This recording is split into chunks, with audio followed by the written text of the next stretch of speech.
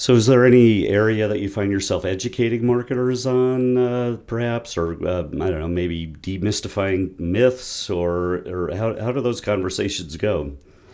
Well, there's probably two areas. One is there's a lot more data that's actionable that, especially in the TV ecosystem, that buyers don't always realize is there, that they can use, that is available, that can be paired with media data. So as opposed to basic demographics is kind of in the past.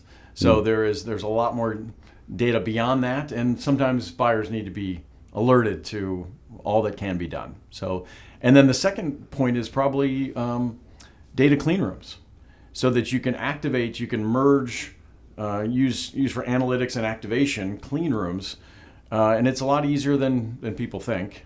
There is some work involved, but it is a really growing area that I wish more brands and marketers would take advantage of.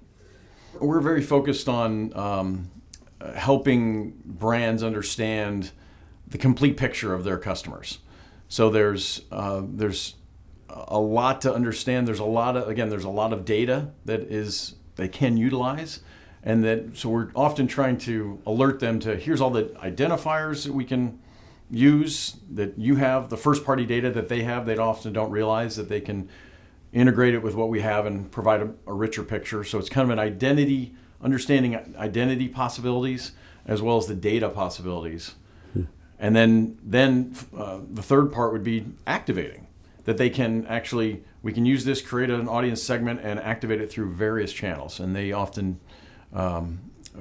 talk about, this is how you can reach people where they're really consuming media, which is important nowadays.